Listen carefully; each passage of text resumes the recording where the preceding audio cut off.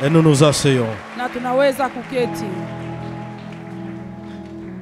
Amen. Amen.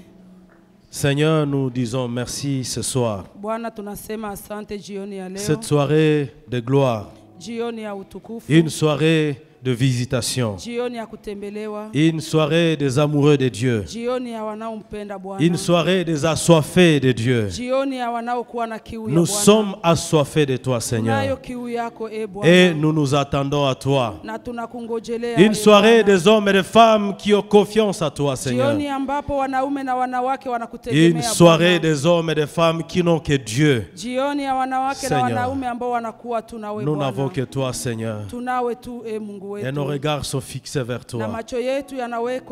Le Dieu qui change les destinées. Le Dieu qui élève les destinées. Le Dieu qui apporte la couleur à la destinée. Le Dieu qui donne la vitesse à la destinée. Le Dieu qui donne la gloire à une destinée. Le Dieu qui change les pleurs en cris de joie. C'est toi que nous sommes venus chercher, Seigneur. Et nous avons besoin encore ce soir que tu déposes une parole dans notre cœur. Une parole qui soutient notre foi. Une parole comme une nourriture sur notre chemin de la foi. Seigneur, prends toute la place et donne gloire à ton nom. Saint-Esprit de Dieu, agis de la manière que tu veux afin de rencontrer chacun d'entre nous dans son besoin. Quel est l'homme pour donner solution au problème de l'homme? Mais c'est toi qui connais nos vrais besoins. Et c'est toi qui peux donner la solution à chaque défi. Au nom de Jésus-Christ, nous prions. Amen. Nous disons merci à Dieu pour la soirée d'aujourd'hui. Et nous voulons le remercier parce que jusqu'ici, il est avec nous. Et nous croyons qu'il sera avec nous jusqu'à la fin. Nous croyons à sa fidélité. Nous croyons à sa provision disponible. Et nous croyons à ses surprises agréables. Je prie que chacun d'entre nous reçoive de la part de Dieu ce qu'il attend de Dieu. On acclame les dieux fidèles. Amen. Je dis merci à Dieu pour l'opportunité. Et merci à Papa pour la grâce d'apporter la parole. Merci à nous tous pour la mobilisation et la confiance à Dieu. Depuis le début, nous parlons du thème Abondance, compassion et mission en Christ. Et j'ai reçu la responsabilité de parler de la compassion. La place de la compassion dans l'abondance. Et donc nous sommes en train de parler de la compassion, fondement d'une mission efficace. Est-ce que vous pouvez encore être gentil avec moi et dire la compassion? Est-ce qu'on peut y aller? La compassion, fondement d'une mission efficace. C'est de cela que nous serons en train de parler pour les quelques jours qui m'ont été donnés. Et nous avons montré que la base, le moteur, ce qui peut nous soutenir dans l'offre du service, dans notre engagement pour Dieu, c'est la compassion. Alors je voudrais nous inviter dans le texte que nous avons lu hier. Nous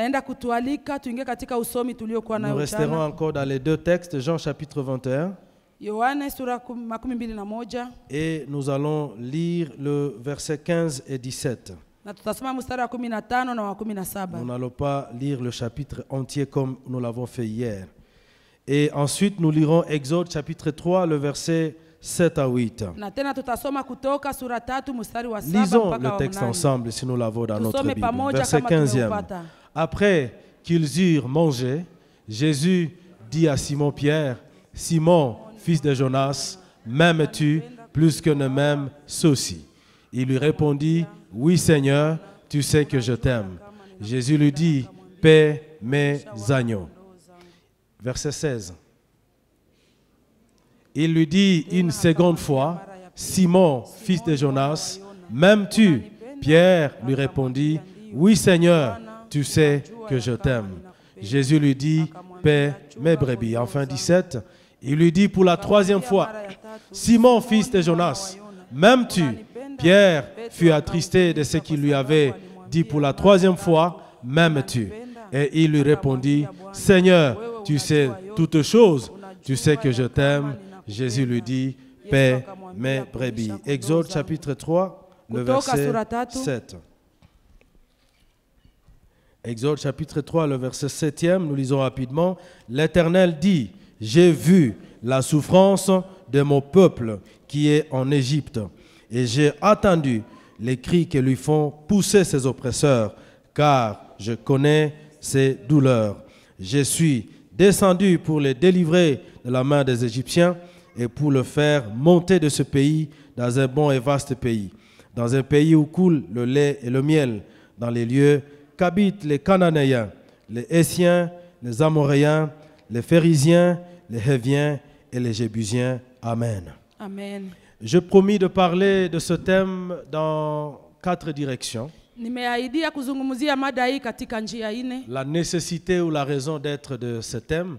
Mafaa ya mada hii. C'est-à-dire pourquoi nous sommes en train de parler de la compassion. Kwa nini tunakuwa tukizungumzia huruma? Quel est le besoin? Ni nini hitaji? Nous voulons répondre à quelle nécessité? Tunataka kujibia hitaji gani? Le deuxième aspect ou la deuxième direction, njia ya pili, je vais parler des déclencheurs ou des clés qui favorisent la compassion dans notre cœur. Nitakuwa nikizungumzia ile ambayo inaripusha moyo wa huruma. Troisièmement, je parlerai de destinataires ou des personnes qui doivent bénéficier de notre vie de compassion. Na turu ya tatu nitakuwa nikizungumzia wale ambao wanafaidika na maisha ya huruma. Et enfin, en fonction du temps, nous parlerons des promesses attachées aux hommes et aux femmes qui agissent par compassion. Na kwa mwisho tutakuwa tukizungumzia faida ama ahadi ambayo wanakuwa nayo wale watu ambao wanakuwa na moyo wa huruma. Et nous avons commencé de parler depuis hier de la nécessité de cet enseignement. Na jana tumekuwa nazungumzia umuhimu wa mafundisho haya. En d'autres termes, pourquoi nous parlons de la compassion? Kwa nini kuzungumzia huruma? Qu'est-ce qu'apporte la compassion dans notre vie? Nini huruma inaleta katika maisha yetu? Alors nous avons commencé déjà à parler de cela hier, je vais rester un tout petit peu sur ça. Jana tumezungumzia hayo. Et je vais aborder ce soir pendant quelques minutes dans 2 directions le sens biblique. Qu'est-ce que la Bible dit par rapport à la compassion? Ni nini Biblia inasema kulingana na moyo wa huruma? Ensuite, je m'attarderai un peu sur les vertus ou les caractéristiques de la compassion. Na kisha nitasimama kuonesha aina ama uzuri wa moyo wa huruma. Alors, pour ne pas trop nous perdre dans les définitions, nous avons montré que la compassion tumeweza kuonesha ya kwamba huruma peut aussi être comprise comme l'amour agapé. Inaweza kuwa kama vile upendo wa ndugu. Parce que la compassion kwa kuwa huruma nous permet de voir la situation de l'autre. Inatusaidia kuona hali ya mtu mwingine. Nous permet de sentir la situation de l'autre. Inatusaidia kusikia uchungu wa mwingine. Nous permet de nous approprier la situation de l'autre. Inatusaidia kuishi hali ya mwingine. C'est comme cela que nous disons que la compassion, na ni hivyo ambapo tunasema huruma, c'est l'amour en action. Inakuwa ni upendo unaokuwa katika matendo. Pratique. Inakuwa ni matendo ya upendo. Et nous pouvons aller même plus loin pour dire, na tunaweza kwenda mbali tukisema, la compassion huruma dans le cœur d'un être humain katika moyo wa mwanadamu devient comme le fardeau que vous avez, inakuwa kama vile ni mzigo qui vous pousse à chercher le bien-être de l'autre. ambayo inakusukuma utafute uheri wa mwingine. Et nous pouvons retrouver la compassion depuis le début de l'histoire. Na tunaweza kukutana hiyo huruma tangia mwanzo wa historia. Donc la compassion transcende toutes les dispensations. Huruma inapitia ngazi zote. Elle commence d'abord dans le cœur de Dieu. Inaanza katika moyo wa Mungu. Déjà dans le jardin d'Éden, au chapitre 3e de Genèse, quand déjà l'homme était en complication avec sa relation avec Dieu. Je pense au verset 9e, chapitre 3, verset 9, nous voyons Dieu poser la question. Il dit, Adam, où es-tu? En effet, une autre expression de la compassion, c'est cette question dans votre cœur, où tu es en train de te poser la question. Où est mon frère? frère, qu'est-ce qui se passe dans sa vie? Quelle est sa situation? Combien c'est malheureux que même dans nos familles, même nos familles biologiques, même la compassion a disparu. Bien-aimés dans le Seigneur, et nous voyons dans ce même chapitre Dieu qui comprenait que l'homme était en difficulté. Adam dit, je ne peux pas apparaître devant toi. Il dit, je suis nu. Il dit, je suis indigne. La vie est compliquée pour moi. J'aime quand la Bible déclare, Dieu lui-même, il a pris l'initiative. Il a fabriqué les habits pour l'homme. Alléluia. La compassion, elle crée en toi cet état d'esprit où tu cherches à savoir où est l'autre. Qu'est-ce qui se passe dans sa vie? Et beaucoup plus, ce n'est pas simplement où est l'autre, qu'est-ce qui se passe? Mais la compassion nous pousse à l'action. Plus tard j'en parlerai, la compassion n'est pas comme des émotions. À un moment donné, la compassion atteint un niveau de décision. La compassion te pousse à un niveau où tu trouves que c'est le seul choix que j'ai. C'est là que l'Exode chapitre 3 nous dit, nous référons au cœur de Dieu. Il dit, j'ai vu la souffrance de mon peuple, j'ai entendu leurs cris, je connais leur douleur. Hier nous nous sommes séparés. La question que j'ai posée à nous tous, c'est que qu'est-ce que tu vois? Qu'est-ce que tu attends? Qu'est-ce que tu ressens dans ton cœur? Parce que ce sont les trois dimensions qui caractérisent la compassion. Alléluia. L'amour qui nous permet de voir et de nous approprier la douleur de l'autre. Et Jésus pose la question à Pierre. Est-ce que tu m'aimes? Et Pierre dit, oui, je t'aime. Au milieu d'une grande abondance. Et il dit, paie mes brebis. Alors je vais dire 4 choses rapidement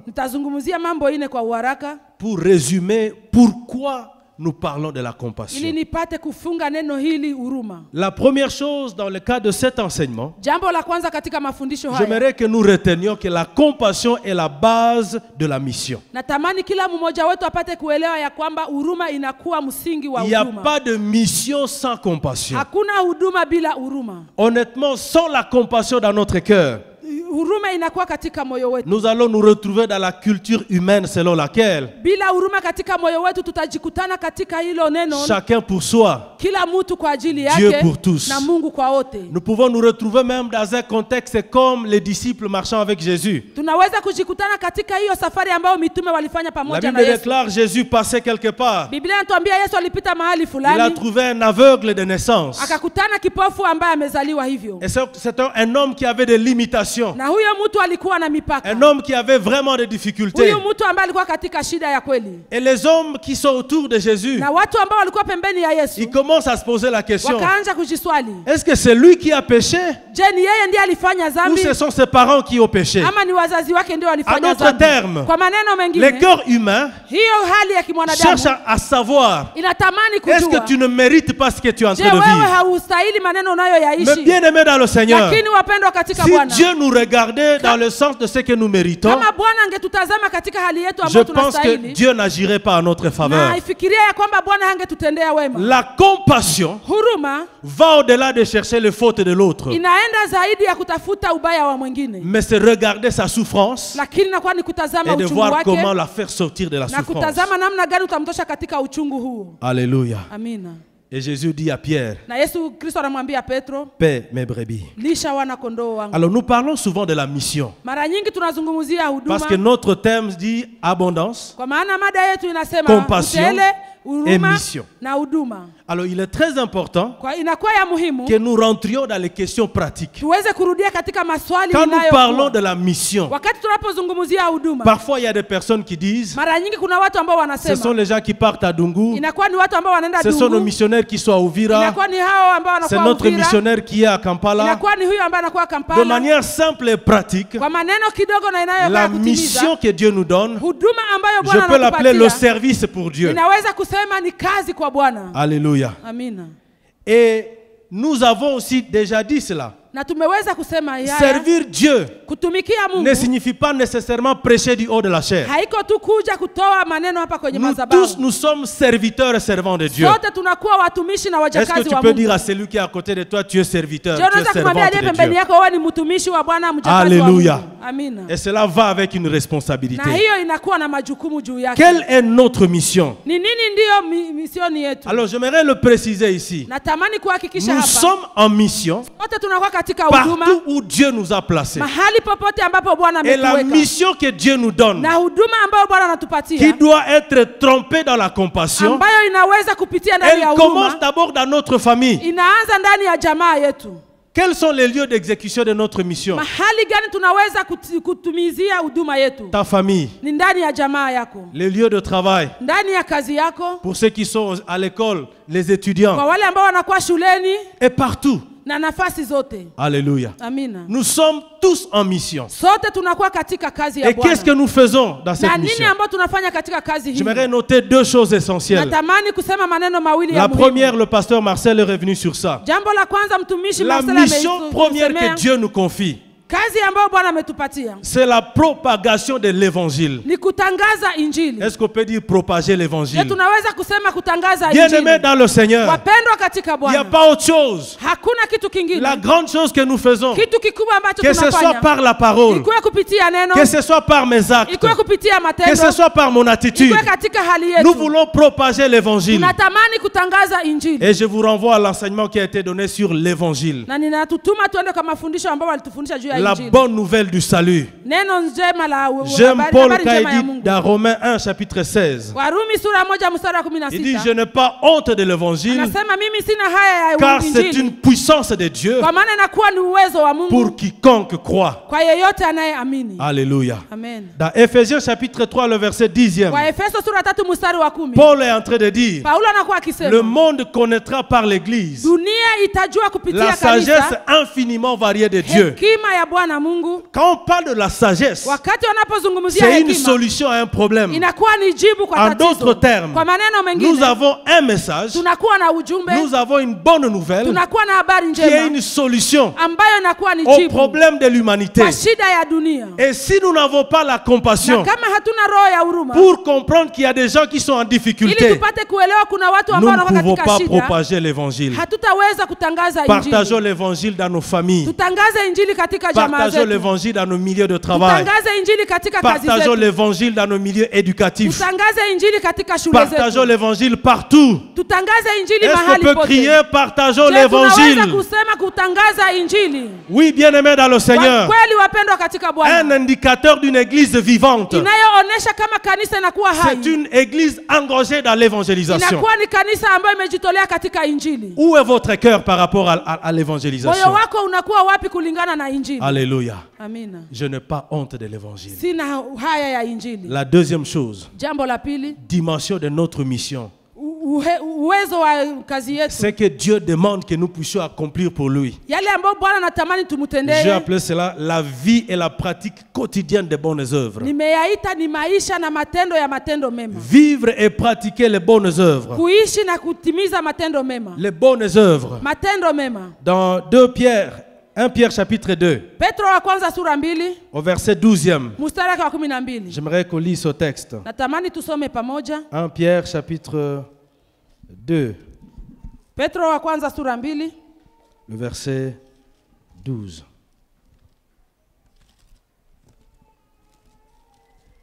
Pierre parlant à l'église à ce temps, il dit ceci: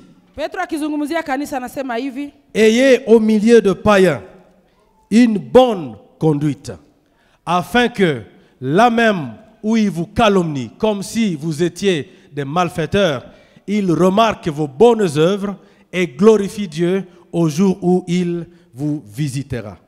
Amen. Amen. Quand je parle de vivre et pratiquer les bonnes œuvres, les bonnes œuvres sont dans deux directions. Nous sommes en train de parler de notre mission. Nous parlons de la compassion, fondement d'une mission efficace. C'est-à-dire comment nous servons Dieu. Nous servons Dieu par notre conduite. Nous servons Dieu par des actes de charité. En d'autres termes, notre témoignage peut-il attirer quelqu'un à Christ? Votre mode de vie peut-il être une référence? Votre vie, votre conduite peut-elle parler à quelqu'un pour dire que je pense que je suis dans une mauvaise vie? Bien aimé, par moments nous sommes choqués en tant que pasteur. Ou quelqu'un il peut dire, si vraiment tel prie avec vous, alors vous êtes tous des aventuriers là-bas. Frères et sœurs, Pierre dit, ayez une conduite irréprochable, afin que même quand les païens, Dieu le visitera, ils diront que Dieu nous avait déjà visité par cette personne. Est-ce que votre conduite c'est une évangélisation vivante? Est-ce que ta qualité de vie parle au monde? Parce que par compassion, par amour pour Dieu, il y a des choses que nous ne pouvons pas nous permettre. Parce qu'en réalité, un enfant de Dieu dit ceci. Si quelqu'un ne peut pas croire quand je lui parle d'un verset biblique, je veux que quand il voit ce que Dieu fait par moi, il trouve à moi une référence de vie. Il y a des hommes et des femmes qui doivent être sauvés parce qu'ils vous observent. Alléluia. Amen. Je prie que ta vie soit un évangile vivant et pratique. Non pas un évangile de la bouche. Nous servons Dieu en vivant les vertus de Dieu. C'est là qu'un Pierre dit, 1 Pierre 2, le verset 12e, il dit ceci. Et si vous commencez au verset 9e, il dit, Dieu vous a mis à part afin que vous puissiez annoncer les vertus de Dieu. Les vertus, ce sont les valeurs. Les vertus, ce sont les actes de Dieu. Nous sommes un peuple. Nous sommes chacun individuellement un panneau publicitaire de l'évangile. Alléluia. Amina. Frères et sœurs, ce soir, si réellement on regardait ta vie, est-ce que les gens ont goût de suivre le Seigneur? Alléluia. Amen. Et la deuxième chose que je note dans cet deuxième aspect de vivre et pratiquer les bonnes œuvres, nous servons Dieu à travers les œuvres de bienfaisance. Et nous pouvons prendre Ésaïe 58, le verset 6 à 12. Et nous prenons aussi Matthieu 25, 37 à 39. Lisons ensemble Ésaïe chapitre 58. J'aimerais que nous comprenions le service pour Dieu, c'est quoi? La mission que nous avons, c'est laquelle? Ésaïe 58. Regardez comment le prophète commence à parler. Il commence au verset 7e, d'ailleurs 6. Il dit, voici le jeûne auquel je prends plaisir. En effet, quand il parle du jeûne, il est en train de parler de la piété. Il est en train de parler de notre consécration à Dieu. Il est en train de parler de notre attachement à Dieu. Le jeûne, c'est l'expression de ma relation avec le Seigneur. À combien plus forte raison, l'église Arche, nous avons dit pendant 30 jours, nous sommes à jeûne et prière. Il dit, voici le jeûne auquel je prends plaisir. Détache les chaînes de la méchanceté. Dénoue les liens de la servitude. renvoie libre les opprimés et qu'elle rompe toute espèce de joug. Le verset 7 est intéressant. Il dit, partage ton pain avec celui qui a faim et fais entrer dans ta maison les malheureux sans asile. Il dit, si tu vois un homme nu, couvre-le comment? Et ne te détourne pas de ton semblable. Au verset 8e, alors ta lumière poindra comme l'aurore et ta guérison germera promptement. Ta justice marchera devant toi et la gloire de l'Éternel t'accompagnera. Il dit au verset 9e, alors tu appelleras et l'Éternel répondra. Tu crieras et diras, me voici. Si tu éloignes du milieu de toi le joug, les gestes menaçants. Au verset 10, si tu donnes ta propre subsistance à celui qui a faim, si tu rassasies l'âme indigente, alors ta lumière se lèvera sur l'obscurité et tes ténèbres seront comme le midi. Il y a énormément de choses qu'on peut dire sur ce texte. Mais la pensée que je voudrais retirer dans ce texte, c'est que le service que Dieu attend de nous, que nous puissions abonder par des actes de bienfaisance. Bienfaisance au plan physique même. Dans Matthieu 25, 37, 39, Jésus est en train de parler, il dit ceci. J'ai été affamé, vous m'avez donné à manger. J'avais soif, vous m'avez donné à boire. J'étais nu, vous m'avez vêtu. J'étais malade, vous êtes venu me visiter. Il va plus loin, il dit, j'étais en prison, vous êtes venu me voir. Le service pour Dieu que nous devons rendre à Dieu, c'est aussi par des actes de bienfaisance au milieu du peuple de Dieu et même pour ceux qui sont en dehors du peuple de Dieu. Alléluia. Amen. Et toutes ces choses ne sont possibles que s'il y a la compassion. Le fondement, c'est la compassion. Combien même on peut observer dans notre société, même dans les églises. Vous savez, je peux donner un exemple pratique. Nous pouvons être dans cette église ensemble, mais nous ne vivons pas tous les mêmes saisons de la vie. Alléluia. Vous savez que nous pouvons sortir de ces cultes. Nous avons tous loué Dieu. Nous avons tous dansé. Nous avons levé nos mains vers le Seigneur. Il y a une personne qui arrive à la maison. Il va ouvrir son congélateur. Il va jeter la nourriture. Mais il y a quelqu'un au sortir de la porte là. Il dit, Seigneur, qu'est-ce que je vais manger? Puisse Dieu nous donner les yeux de la compassion qui permet de voir la situation de l'autre. Alléluia. Amen. La compassion. La compassion. Si la compassion n'est pas là, il y a même ceux qui peuvent dire situation d'ailleurs Mungu ongeze tena doze ingine. Que Dieu ajoute encore la souffrance au lieu de prier pour le frère. Alléluia. Amen. On voit même dans les églises, à la fin du culte, il y a certaines personnes qui partent rapidement. Ils n'ont même pas envie de saluer quelqu'un. Bien aimé dans le Seigneur, le fait de saluer quelqu'un après le culte, ça fait partie du culte. Demander à un frère, à une sœur, comment tu vas à la maison, ça peut rendre beau ce culte. Quelqu'un m'a regardé en face. Quelqu'un s'intéresse à ma situation. Alléluia. Avant même d'aller à l'extérieur, Jésus dit à Pierre, paie mes brebis. Ceux qui sont déjà là. Le fondement de la mission, c'est la compassion. La deuxième chose, pourquoi nous parlons de la compassion? Nous avons dit la compassion dans sa compréhension comme amour du prochain est une valeur fondamentale dans la parole de Dieu et même dans le fonctionnement du royaume. La compassion, elle est comme une valeur, je peux dire même, qui transcende les dispensations. Alléluia. Amina.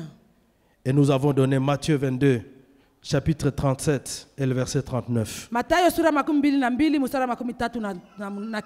Où la Bible dit clairement. Ambapo Biblia inakuwa ikisema wazi. Un homme pose la question à Jésus. Mtu mmoja anamswali Yesu. Il dit quel est le plus grand commandement? Anasema amri kubwa ni gani? Il dit tu aimeras ton Dieu. Anasema utampenda Bwana Mungu Et wako. ensuite il dit ton prochain. Na tena jirani yako. J'aimerais qu'avant que je termine cet enseignement que je parle de qui est mon prochain. Natamani mbele ya kumaliza mafundisho haya nipate kuzungumzia Peut-être nani j'en ndiye jirani parlerai yangu. demain. Qui est mon prochain finalement? Hivi kesho tunaweza kuzungumzia nani ndiye jirani yangu. Il a non seulement dit ce que nous devons faire. Hakusema tu ile ambayo tunaweza kufanya. Mais il a dit comment nous devons le faire. Alisema namna gani tunaweza kuyatenda. Il dit voici le second qui lui est semblable. Anasema tazama inayoifanana. Tu aimeras ton prochain comme toi-même. Utampenda jirani yako kama vile mwenyewe. Dans Jean chapitre 13, 34-35. J'aime quand Jésus parle. Yesu Kristo anaposema il dit, nafurahi. je vous donne un commandement nouveau. Anasema nawapatia amri mpya. Est-ce que le passage il est là? Lisons-le ensemble. Tusome pamoja. Je vous donne un commandement nouveau. Aimez-vous les uns les autres comme je vous ai aimé. Vous aussi aimez-vous les uns les autres. Est-ce qu'on peut aller au verset 35? Il dit à ceci. Allons-y tous ensemble. À ceci. Tous connaîtront que vous êtes mes disciples si vous avez de l'amour les uns envers les autres. Que c'est malheureux de constater que la compassion disparaît dans notre génération. C'est un déficit. Et nous voyons dans les livres des Actes des Apôtres que la compassion a été la base de la force de l'unité au sein de l'Église. Ils étaient ensemble. Ils avaient l'attention l'un sur l'autre. Et c'était une église puissante. Frères et sœurs, si nous voulons sortir comme un peuple de Dieu fort, le fondement c'est l'amour de l'un envers l'autre. Alléluia. Quand l'amour disparaît dans une église, cette église, elle est fragile. Cette église, elle n'a pas de force. Cette église, elle est même une église morte. Que c'est malheureux aujourd'hui dans notre génération. Les gens ont peur l'un l'autre, même dans les églises. Même les serviteurs de Dieu ont peur l'un de l'autre. Il y a quelqu'un qui partageait un témoignage très malheureux. Dans certaines églises, il y a des sièges qui sont là devant. Alors, le conducteur, il est là. Alors, quand le prédicateur est arrivé, on avait déjà mis des bouteilles d'eau. Comme on les met devant pour nous ici. Quand le prédicateur est fatigué, il peut boire un peu. Mais l'amour ayant disparu dans l'église, au lieu de prendre la bouteille avec action de grâce, il commence à imaginer ce qu'il va kunitega muhimu. Est-ce qu'on n'a pas mis quelque chose dans cette eau? Même à la chair, on va te faire du mal. Et en quoi nous sommes enfants de Dieu? Et qu'est-ce que nous voulons enseigner au monde? Même si nous pouvons parler de la compassion, même nous pouvons parler du fardeau pour le monde, si l'église n'est pas ensemble, si nous ne nous aimons pas les uns les autres, nous ne ferons rien. Alléluia. Amen. La force de l'église, c'est quand l'église, entre eux, ils se prennent en charge. Et il dit, le monde connaîtra que vous êtes mes disciples si vous vous aimez les uns les autres. Il y a un bien-aimé qui a une difficulté dans sa famille. Et sa famille commence à lui poser la question. Là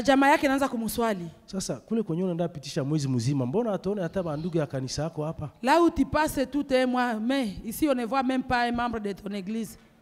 Ça veut dire que nous avons raté une opportunité de partager l'évangile. Alléluia. Amen. Alléluia. Amen. Bien-aimé dans le Seigneur.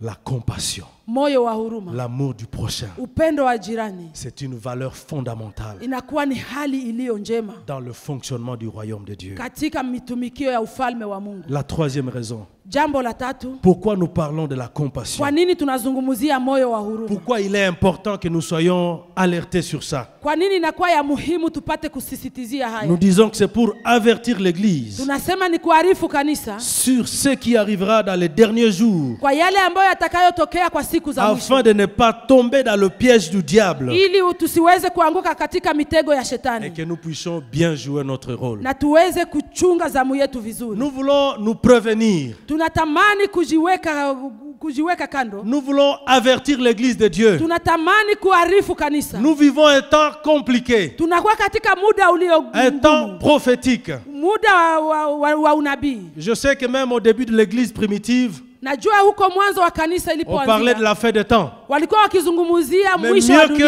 que à ce temps-là, aujourd'hui, Heri kwa wakati huu, lakini leo nous vivons les derniers temps. tunaishi nyakati za mwisho. Alléluia. Amen. Et dans Matthieu 24, chapitre 12, Mathayo sura 24 mstari wa Jésus a 12. dit l'amour de plusieurs va se refroidir. Yesu anasema upendo wa wengi utapoa. Dans 2 Timothée chapitre 3, le verset 1er, Timotheo wa pili sura 3 mstari wa kwanza. il dit les gens seront égoïstes. Biblia inasema watu watakuwa wenye kujipenda wenyewe. Les gens seront attachés à eux-mêmes. Watu watajipenda wenyewe. Les gens seront attachés à leurs propres intérêts. Watu watajipenda wenyewe.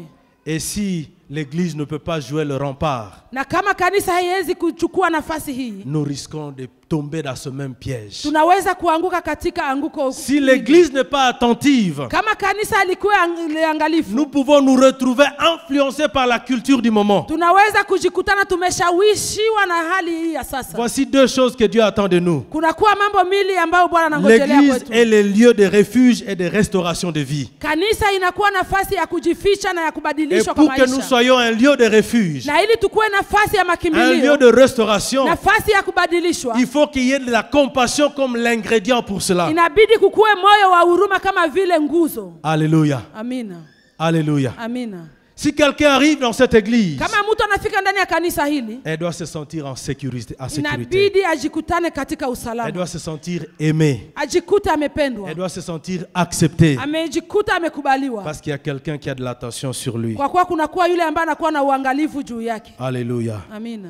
Enfin, pourquoi mwisho, nous parlons de la compassion? Kwa nini tunazungumzia moyo wa huruma? C'est pour réveiller notre conscience Ni kwa ajili ya kufungua dhamiri yetu sur une recommandation de Jésus. kwa yale maagizo ya Yesu Kristo. Il a dit la moisson est grande, Alisema shamba linakuwa mais il y a kubwa, peu d'ouvriers. lakini kuna watumishi Avant cela, la wachache. Bible déclare, Mbele ya hapa Biblia inakuwa ikisema, nous sommes dans Matthieu 9, chapitre 36, verset Mathayo 36. sura 12 mstari wa 13 Il a na 6. regardé la foule. Alitazama umati wa watu. Il a vu le malheur. Aliona ole. Il a vu la désolation. Aliona uchungu. La Bible déclare, il fut ému de Biblia compassion. inasema akakuwa na moyo wa huruma. Comme se posant la question, Kama vile akijiswali, qui peut prendre en charge? nani anaweza Qui peut kusapoti? s'occuper de ces Nani personnes? anaweza kusapoti watu hawa? Il dit, le besoin, il est grand. Anasema haja inakuwa kubwa, Mais il y a peu d'ouvriers. lakini kuna watumishi wadogo. Pourquoi il y a peu d'ouvriers? Kwa nini kuna watumishi wadogo? Probablement parce que chacun est derrière ses intérêts. Kwa kweli inakuwa kwa maana kila mtu anatafuta faida yake mwenyewe. Probablement parce que chacun, nous n'avons pas la capacité de sentir la douleur de l'autre. Kwa maana sisi sote hatuna ile uwezo wa kusikia uchungu wa Et mwingine. le verset 39 dit,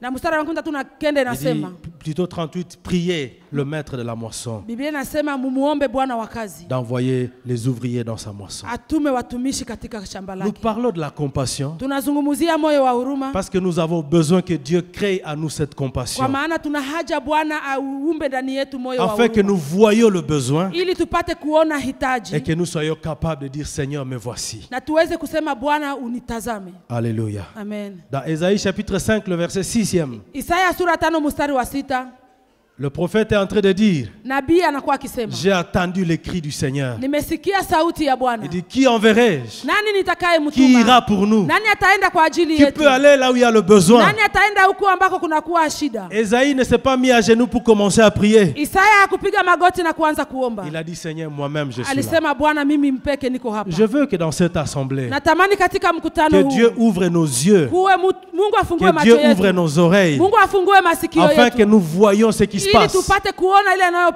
Et qu'au lieu que tu sois en train de prier que Dieu suscite des ouvriers, que tu dis Seigneur, je suis là pour toi. Alléluia. Quelques caractéristiques de la compassion. Je vais mentionner 3 éléments et je vais m'arrêter par là et nous allons prier le Seigneur. Quelques vertus. Comment se démarque l'amour sous forme de la compassion? La première chose, la compassion est cet amour du prochain qui n'exige pas de mérite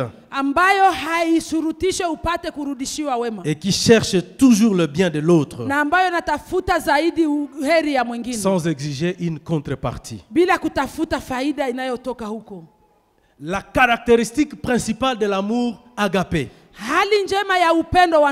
ou la compassion, c'est que c'est un amour qui nous pousse vers l'autre à cause de sa situation. Je vois un pécheur, je vois un païen, je ne me dis pas dans mon cœur, est-ce qu'il n'a pas péché? Est-ce que sa famille n'a pas commis beaucoup de fautes? D'ailleurs qu'il reste et qu'il mérite ça. Non, je cherche son bien-être. Et quand je vais vers la personne, je ne cherche pas de contrepartie. Je ne veux pas qu'il soit quelqu'un qui mérite. Bien-aimé dans le Seigneur, s'il fallait que nous puissions mériter le salut, nous ne serions pas sauvés aujourd'hui. Alléluia. Si tu veux faire du bien à quelqu'un parce qu'il doit le mériter, tu ne feras pas du bien à quelqu'un. Alléluia. Amen. La compassion a cette dimension de cet amour qui te pousse vers l'autre sans chercher une contrepartie, sans chercher qu'il mérite cela, parce qu'il est de ma tribu, parce qu'il est de mon pays. Vous savez qu'il y a des gens qui sont gentils avec vous parce qu'ils pensent que vous méritez d'être gentils.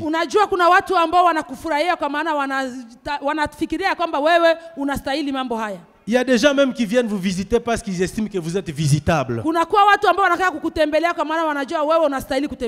Alléluia. Amen. Mais la compassion te pousse vers celui qui n'a pas de mérite.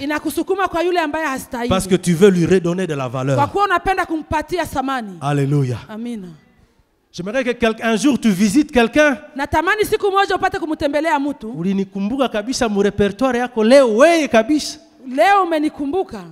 J'aimerais qu'un jour tu aies ce témoignage-là. N'allez pas vers les personnes parce qu'ils méritent votre visite. Alléluia. Amen. Si Dieu agissait avec nous par mérite, nous autres, nous ne serions pas sauvés. Alléluia. Amen. Dans Romains chapitre 5, le verset 8, il dit, mais voici comment Dieu prouve son amour envers nous.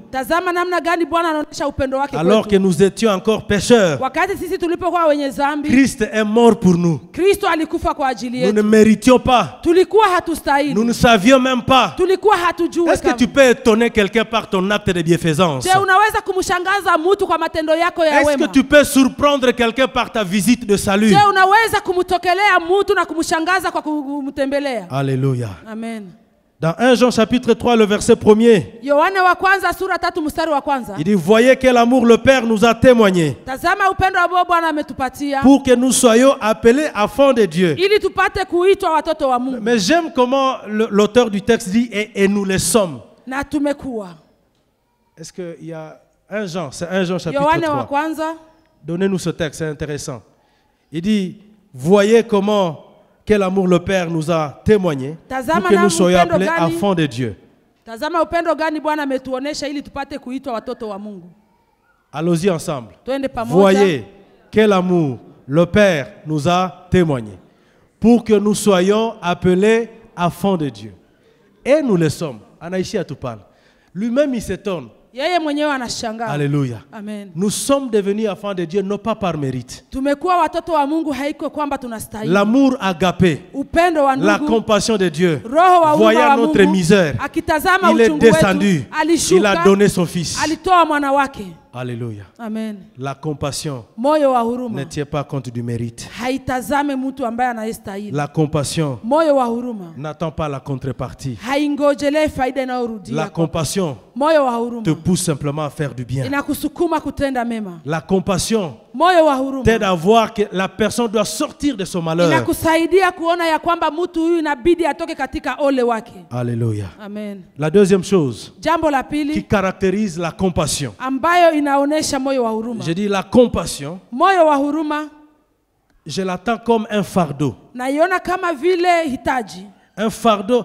La compassion vous donne un fardeau dans votre cœur. Moyo wa huruma inakupatia kama vile mzigo ndani ya moyo wako. C'est cet amour qui nous pousse au sacrifice. Ni hiyo upendo ambayo inatusukuma kujitolea. En d'autres termes, Kwa maneno il n'y mengine, a pas de compassion sans sacrifice. hakuna moyo wa huruma bila La kujitolea. compassion marche avec le sacrifice. Moyo wa huruma unatembea na Qu'est-ce que kujitolea. j'appelle le sacrifice? Nini ambayo naita C'est kujitolea? un prix à payer pour un résultat. Inakuwa ni bei ya kutoa kwa kupata C'est faida. l'abandon de certains intérêts personnels Inakuwa kujikatalia kwa mambo fulani pour une cause plus noble. kwa ajili ya jambo lililo kubwa. Bien-aimé dans le Seigneur, Pendwa katika Bwana, même donner ton argent à quelqu'un, hata kutoa pesa zako kwa mtu c'est un sacrifice. inakuwa ni kujitolea. Sans la compassion, Bila moyo wa tu ne huruma peux pas faire du bien à quelqu'un. hawezi kumtendea mtu Te mema. lever pour aller parler de Christ, Kusimama kwenda kuzungumzia pour lui mtu Kristo, présenter l'opportunité de la vie éternelle, kumupatia fursa ya maisha ya c'est le uzima, temps que tu prends. inakuwa ni muda ambao unatoa, C'est du sacrifice. inakuwa ni kujitolea. La compassion pour les âmes, Moyo wa huruma kwa nafsi, l'amour pour Dieu moyo wa huruma kwa a Mungu poussé certaines personnes imewasukuma watu même fulani à sacrifier leur carrière. hata kutoa kazi zao. Jésus est en train de montrer à Pierre, Yesu Kristo anakuwa akimwonyesha Petro, il lui montre les poissons. anamwonyesha samaki. Ça, c'était ta carrière. Hii ilikuwa ni kazi yako. Est-ce que tu m'aimes plus que ta Je, carrière? unanipenda kuliko hii kazi yako? Alléluia. Amen. Je pense que Pierre réfléchit juste pour dire oui, tu sais que je t'aime. Nafikiria Petro akafikiri kweli Bwana ninakupenda. Jésus lui pose la question pour la deuxième Yesu fois. anamswali mara ya pili, Est-ce que tu m'aimes? je, unanipenda? Il dit oui, je t'aime. Anasema ndio, ninakupenda. Jésus pose la question pour la troisième Yesu fois. analeta swali ya mara ya tatu. Là, Pierre ne répond pas directement. Hapo Petro hajibie ghafla. Il se rappelle qu'il y a quelques jours qu'il a renié 3 fois le maître. Anakumbuka kunapita siku fulani alimkana C'est là Yesu qu'il Kristo. revisite son cœur. Na hapo ndipo anarudia Il katika moyo essaie wake. d'être honnête avec lui-même. Anakuwa mwaminifu na yeye Il dit que mwenyewe. mais en effet, je suis en train de dire que je l'aime. Anasema kwa kweli niko namwambia Est-ce nampenda. qu'avec tout kujibia à kinywa? Ce n'est pas par la bouche que je suis en train Mais il y de a quelque parler. part là où on m'a posé la question. Est-ce que toi tu connais Jésus? Kuko fasi huku waliniswali, je, wewe unamjua Et Yesu? lui-même il a dit Mouniache kwa na fujo. Vous dites est-ce que J'ai cet dit, homme-là je le laisse-moi. connais d'ailleurs? Ule mtu simfamie. Et c'est là qu'il dit Seigneur, tu sais toutes choses. Na hapo ndipo anasema Bwana, wewe unajua yote. Frères et sœurs, Ndugu na dada, il y a un prix à payer kunakuwa bei ya kulipa pour le salut des âmes. kwa ajili ya wokovu wa Le nafsi. véritable prix a été payé par le Seigneur. Bei kubwa imelipwa na Le Yesu sacrifice Kristo. de Christ. Hiyo kujitolea kwa Mais Yesu. quelqu'un doit transporter ce message. Lakini kuna mtu ambaye anapasha beba ujumbe huu. Alléluia. Amen. La compassion Moyo wa huruma nous pousse à un sacrifice. inatusukuma kutoa bei. La compassion Moyo wa huruma nous pousse à donner de notre temps. inatusukuma kutoa La wakati wetu. compassion nous Moyo pousse wa à donner de huruma notre argent. inatusukuma kutoa pesa zetu. La compassion nous pousse à donner de notre talent. Moyo wa huruma inatusukuma kutoa hata nguvu zetu. La compassion pour les âmes. Moyo wa huruma kwa nafsi. La compassion pour l'œuvre de Dieu. Moyo wa huruma kwa kazi ya Cet Mungu. amour pour l'œuvre de Dieu Hiyo upendo wa kazi ya peut nous Mungu pousser à sacrifier certaines ambitions. inaweza kutusukuma kutoa hata kazi fulani. Comme Pierre a dit, Kama vile Petro alivyosema, je laisse les poissons, je te suis. naacha samaki na ninakufuata. Alléluia. Amen. La compassion, Moyo wa huruma, un fardeau pour une cause, mzigo kwa ajili ya jambo fulani, nous pousse au sacrifice. inatusukuma kutoa bei. Et sans la compassion, Na bila moyo wa c'est huruma, pourquoi vous comprenez, ndio maana mnaweza si on ne peut kuelewa pas parler de la compassion, kuzungumzia moyo wa huruma. il y a des choses qu'on peut crier du haut de la chair. Kuna vitu ambavyo tunaweza kusema hapa kwenye madhabahu Parce que le cœur n'est pas disponible. kwa kuwa moyo hauko tayari. Mais quand le fardeau il est là, Lakini wakati mzigo unakuwa hapo, imaginez un pasteur sans compassion. fikiria mchungaji bila moyo wa huruma. Imaginez un pasteur qui n'a pas l'amour pour l'église. Fikiria pastor ambaye hana upendo kwa kanisa. Mais c'est simple. inakuwa ya rahisi. L'église devient un business. Kanisa inakuwa nafasi yake ya kujitafutia pesa. L'église devient une stratégie de survie. Kanisa inakuwa nafasi yake ya kutafutia maisha. Quand l'argent est là, alléluia. Wakati pesa zinakuwa hapo, haleluya. Ça muto et sadaka. Vous n'avez pas Il donné commence à vous injurier du haut de la chair. Anaanza kuwatukana kwenye madhabahu. Il commence à utiliser des expressions. Anaanza kutoa maneno. Mungu atabalaani nyie. Dieu va vous maudire. Votre pasteur va rester affamé. Sans la compassion, bila moyo wa huruma, l'église devient un lieu de positionnement pour les serviteurs de Dieu. Nafasi ya kujitafutia mahali quand je m'appart, ça suffit. Wakati ninakuwa na la compassion, moyo wa huruma, elle permet que vous payiez le prix. Inakusaidia uweze kulipa bei. Et j'aime ce Dieu qui rémunère ceux qui ont la compassion. Mungu huyu ambaye anayewalipa watu ambao wanakuwa na moyo wa huruma. La compassion quand elle est dans votre cœur. Moyo wa huruma ambapo unakuwa katika moyo wako. Quelqu'un peut dire, mtu anaweza kusema, la prochaine caravane évangélique, safari ingine ya injili, je la prends en charge. Mimi nitaichukua. Alléluia. Amina. Quand la compassion est là, wakati moyo wa huruma unakuwa hapo, l'argent, pesa, le temps, wakati, nos ambitions mafikara yetu viennent servir le maître. Zinakuja kumtumikia Bwana. Alléluia. Amina. Enfin, kwa mwisho, pourquoi une caractéristique de la compassion? Hali ingine ya moyo wa huruma. Je dis que la compassion nasema moyo wa huruma est premièrement l'expression de l'amour pour Dieu. Inakuwa kwanza ni upendo kwa Mungu, avant d'être l'amour envers mon prochain. Mbele ikuwe upendo kwa ndugu. C'est là que Jésus est en train de dire, ni hapo ndipo Yesu Kristo anakuwa akisema, est-ce que tu m'aimes? Je, unanipenda? Parce que si tu m'aimes, kwa maana kama unanipenda, alors tu prendras soin de mes brebis. Kwa hivyo utakuwa ukichunga kondoo zangu. L'être humain par nature, mtu mwanadamu, c'est l'égoïsme. Anakuwa mwenye kujipenda c'est moi-même. Inakuwa ni mimi mwenyewe. Mais je prie que ce soir, lakini naomba jioni ya leo, Dieu nous donne ses cœurs pour lui. Mungu atupatie hiyo moyo wa kumpenda. Plus nous aimons Dieu, zaidi tunampenda Mungu, plus nous nous attachons à Dieu, zaidi tunajiambatanisha na Mungu, plus nous allons nous intéresser à ce qui intéresse zaidi Dieu. tutapata kuangalia ile ambayo inampendeza Mungu. Alléluia. Amina.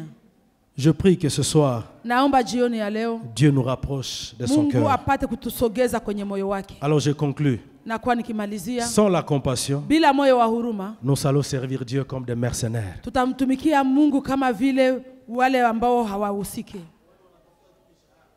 Sans la compassion, bila moyo wa huruma, nous allons servir Dieu comme des mercenaires. Tutatumikia Mungu kama wale ambao wanatafuta mshahara. Le mercenaire, il est là stratégiquement. Yule ambaye anatafuta mshahara anakuwa hapo. Quand il a sa part, wakati amepata nafasi peu yake, importe la suite. Yanayotokelea yeye hahangaiki. L'œuvre de Dieu va devenir comme une stratégie de survie. Kazi ya Mungu itakuwa kama vile tu nafasi ya kuishi. Bien-aimés dans le Seigneur, wapendwa katika Bwana, nous avons besoin de la compassion. Tunakuwa na haja ya moyo wa huruma. La deuxième chose que je dis en concluant, jambo la pili ambalo naenda kusema, c'est que vous voyez et attendez, yale ambao unaona na unayongojelea détermine votre niveau d'engagement et de sacrifice pour Dieu. Inaonesha kiwango chako cha kujitolea kwa kazi ya Bwana. Qu'est-ce que tu vois au milieu du peuple de Dieu? Nini ambayo unaona miongoni mwa taifa la Bwana? Qu'est-ce que tu vois dans ta propre famille? Nini ambayo unayaona katika jamaa yako? Quels sont les cris qui parviennent à tes oreilles? Sauti gani ambazo zinafikia masikio yako? Qu'est-ce que tu ressens dans ton cœur? Nini ambayo unasikia katika moyo wako? Dans ton département, ndani ya dans l'église, ndani ya kanisa. Ce que vous voyez, yale ambayo unayoyaona, et ce que vous attendez, na yale ambayo unangojelea, détermine votre niveau d'engagement. Inaonesha kiwango chako cha kujitolea kwa Malheureusement, la Bible dit il y a des yeux qui regardent mais qui ne voient pas. Ole, ni Biblia inasema kuna macho ambayo inatazama lakini hayaone. Il y a des oreilles qui écoutent mais qui ne comprennent kuna pas. Kuna kwa masikio ambayo inasikia na haisikie. Plaise à Dieu de nous donner des oreilles qui attendent. Impendeze Mungu atupatie masikio inayosikia. Alléluia.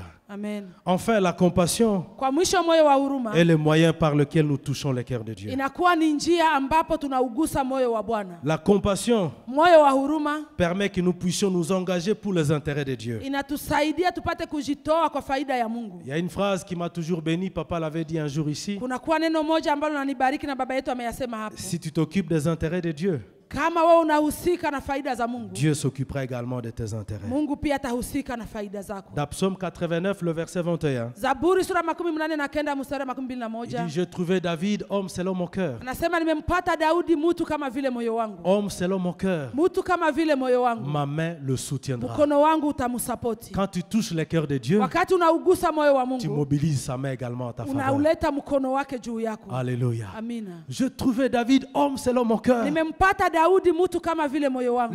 Dieu a trouvé en David un cœur disposé pour lui. Mungu alikutana ndani ya Daudi roho ambayo tu as besoin de la main de Dieu. Una haja ya mkono wa Mungu. Touche le cœur de Dieu. Gusa moyo wa Mungu. Alléluia. Amen. Et nous nous levons, nous lisons 2 Chroniques chapitre 16. Na tunasimama tunasoma Mambo ya siku ya pili. Le verset 9e. Sura 16 mstari wake wa 9. 2 Chroniques chapitre 16. Mambo ya siku ya pili sura 16. Le verset 9. Mstari wake wa 9. Est-ce qu'on peut lire tous ensemble? Je tunaweza kusoma sote pamoja? Car l'Éternel étend ses regards sur toute la terre pour soutenir ceux dont le cœur est tout entier à lui. C'est juste la portion que j'aimerais. Donc, verset 9, la partie A, allons-y encore. Car l'Éternel étend ses regards sur toute la terre pour soutenir ceux dont le cœur est tout entier à lui. Dans ce programme du tournant décisif, tu veux voir la main de Dieu? Va au cœur des intérêts de Dieu. Est-ce qu'on peut lever ensemble nos mains? Chacun va dire à Dieu, déverse la compassion dans mon esprit et dans mon cœur.